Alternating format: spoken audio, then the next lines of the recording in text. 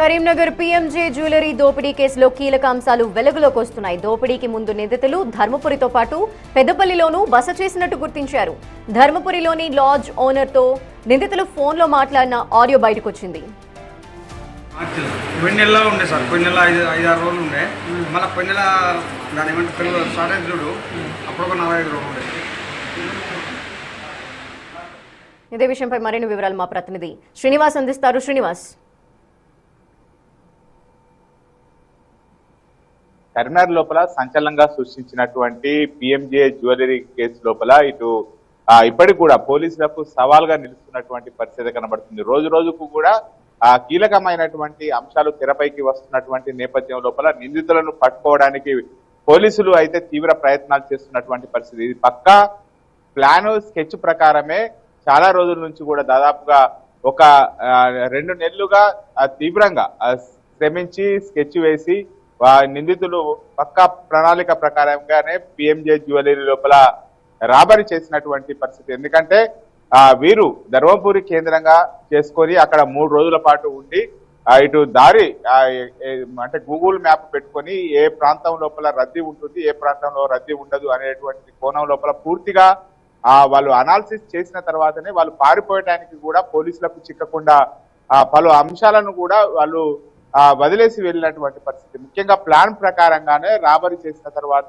PMJ jewellery నుంచి వెళ్ళేటువంటి సమయం లోపల అక్కడ ఉన్నటువంటి ఒక వ్యక్తి యొక్క మొబైల్ వాళ్ళ వెంట ఉండడంతో ఆ మొబైల్ ద్వారా తాము దొరికిపోయేటువంటి అవకాశం ఉన్నటువంటి నేపథ్యం లోపల ఆ మొబైల్ ను శాతవాహన యూనివర్సిటీ వద్ద వదిలేసి వెళ్ళారు.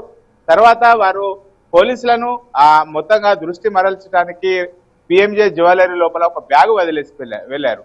తర్వాత ధర్మపురి వెళ్ళిన తర్వాత ధర్మపురి లోపల ఉన్నటువంటి నది తీరం లోపల అక్కడ తాము వెళ్ళినటువంటి పల్సర్ బైక్ తో పాటుగా అక్కడ వారు వాడినటువంటి హెల్మెట్ కూడా వారు అక్కడ వదిలేసి వెళ్ళినట్టు ఎలాంటి అంటే మొత్తంగా అనుమానాలు రాకుండా మొత్తంగా వారు ఎక్కడ కూడా దొరకకుండా అయితే వాళ్ళు మొత్తంగా కూడా పూర్తి స్కెచ్ చేసినటువంటి పరిస్థితి. మొత్తంగా 5గురు నిందితులు ఆ పిఎంజే జ్యువెలరీ లోపల రాబరీ చేసినటువంటి నేపథ్యం లోపల, కానీ ఇక్కడ మాత్రము ధర్మపురి లోపల ఇటు నేర పరిశోధన చేసేటప్పుడు అక్కడ 6వ వ్యక్తి ఉన్నారు అని చెప్పి కూడా తెరపైకి వచ్చింది.